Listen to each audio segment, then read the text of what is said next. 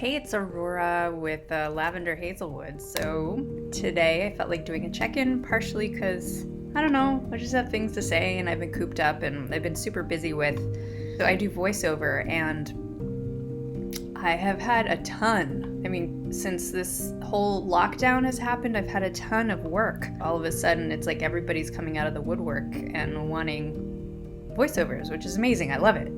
Something I've been manifesting for a while is to have most of my income come in that way, and also by coaching too. But anyway, I can't do so much of that right now, but I can work from home and do voiceovers. So I'm like glued to my screen, which makes me not want to spend so much time at it. So that's partially why I have been busy doing other screen time stuff. And by the way, it's unicorn poo. I'm kidding. It's a vegan chocolate mousse, and it's so easy to make, and it is so yummy. You just take a block of non-firm tofu, you crumble that up into a blender, and then you melt a bag of chocolate chips with a little whatever milk you want to use. I use almond milk just to make it watery, and then once it's heated up and melted, I pour it into the blender, and then you just blend away, and then you pour it into a bowl or little individual cups like this and refrigerate it, and it gets really thick and dense and yummy. Good. I have a bullet journal, as it seems everybody else does in the world, at least on YouTube, and I thought I would. It's a little bit, at least the one that I started this time around, I decided I would leave a section for inspiration, because oftentimes I read a quote or I get an idea for something, or I want to take a note on a correspondence or something, and so I created a little section in my book for taking notes. And I also have month-long card pulls to remind myself of a particular energy. And let's see, April was Gazelle and Ant. Ant is my year card this year, and then Gazelle is for April. And Ant is about solo time and learning how to transform myself in the face of aggression and blame. That does strike a chord with me. I do think I need to learn how to stand up for myself without getting defensive. I know. And I can't do that in all situations. So right now, especially in the COVID lockdown and being sort of cooped up with the boyfriend, I have a lot of shadows coming out, and there's part of me that wants to run away, honestly, but I recognize them as patterns or my habits, my feelings. So I'm trying not to blame him for them, but it does require a certain amount of okay, here's what's going on. So when I have a feeling or a reaction that's negative, how do I pull back and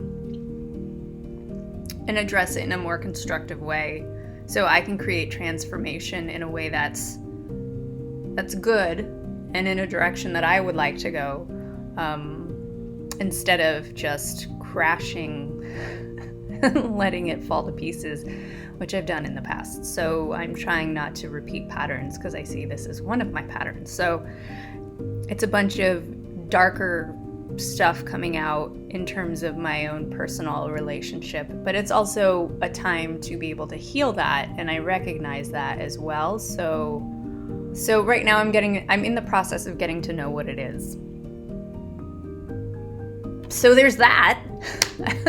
As I'm sure there's a lot of other stuff people are dealing with it too.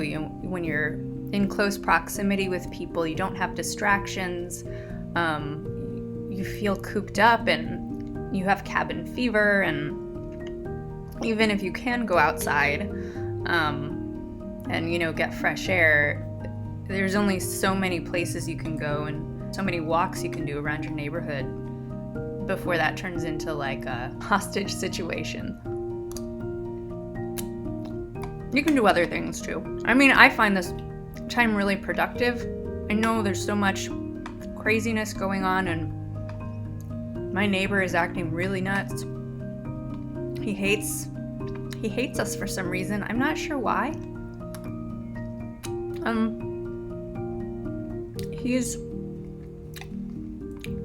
I think he's a disturbed individual. He doesn't like dogs. We have dogs. First week we moved in, he came over and yelled at us because the dogs were barking at him. They bark at everyone. And then the next week he cussed at them at the top of his lungs over the fence. I mean, the whole end of the neighborhood heard, and they were all like, ugh. And then we moved our trash cans to the side of the house where he can see them, and he told us we couldn't put them there, and he has proceeded to move the trash cans and dump them in the front yard, and then now he's dumping his own stuff in the trash cans, and he's nuts. I'm hoping to be invisible to him and trying not to respond to his aggression as well. But, oh, right, so I take notes in my bujo on various things, or sometimes I just let myself get creative. Like, my inspiration pages are pretty boring for April. It's just notes, like written out notes. But I had a more colorful and interesting section. Let me find it. For March. Let's see. Oh, no, I didn't. Sorry. I didn't do much in March. But, let's see. Where was the one that's all prettied up? Oh, here. This is more colorful, more interesting in terms of inspiration. It's not necessarily pretty. Maybe there's pretty aspects to it, but usually it's like a big flippin' collage-y mess. So I like the decorations I do. My handwriting's atrocious, so I try not to judge that too harshly, but sometimes I do. So anyway, I like to start out each month with I decorate a page with sort of I don't know, is it a theme? It's not exactly a theme, it's just a reminder. And then I go into the months and like literally, so I do my calendar on this side for the month, and then I write in the pertinent date. This backwards stuff is hard. The pertinent things that I want to remember in them. And this month is so unpacked just because of lockdown, so there's not a whole lot of scheduling in there, except for some Zoom sessions for stuff. And then I do my tasks, my important tasks for the month, on the next page, and then I have a weekly task list. That's a new word. List. So I write down all the major tasks that I want done in a particular week. That's my inspiration page.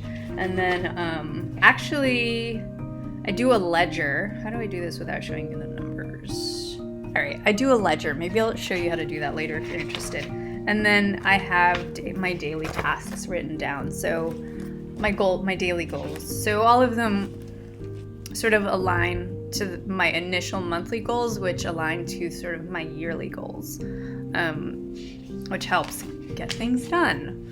I've been doing a lot of planting and spending time in the garden. Right now I just planted seeds for marigolds, aka calendula, to protect some of the veggies out there, because the squirrels love to chew on, well, everything. They eat all of the foods in the gardens. And we've got 3 or 4 tomato plants and cucumbers and peas and strawberries growing, so they're definitely going to want to nibble on some of that stuff. We also have a lemon tree, 2 lemon trees, and an orange tree, but those are more like fall, winter bushes that when they produce fruit.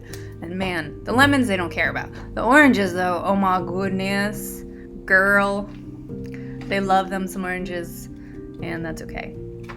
Anyway, so we just passed the first quarter of the moon. I'm trying to keep... I have done moon calendars in the past. I'm not doing one right now, though I'm thinking about reinvigorating that in my bujo somewhere. Because I do think there is a I know there's a correlation between some of my own feelings and cycles, and like I do go into depression sometimes, and I feel like I would have a better sense of how that works if I correlated it to the moon phase rather than the Gregorian calendars, because it's in the more feminine aspect of life. I don't know, have you guys seen Witcher? I was looking for something new to watch, and so we settled on Witcher because we'd both seen some things about like, oh, it's good. It's fucking confusing, dude. It's confusing as hell. It is confusing. And they are like a wannabe Game of Thrones, except Game of Thrones is like 1,000 times better. I don't know, maybe this one will get better. What do you guys think? Have you seen it? I was listening to the Witchy Town Hall that was on Joanna DeVoe's channel, and Molly Roberts had said something funny about everybody in lockdown and in quarantine having nothing to do, and so we're gonna have the next generation of baby boomers in 9 months, which I think is funny. But that is also relevant to today, which is May Day or Beltane, and it is a day of celebrating the spring. I mean, Ostara is too.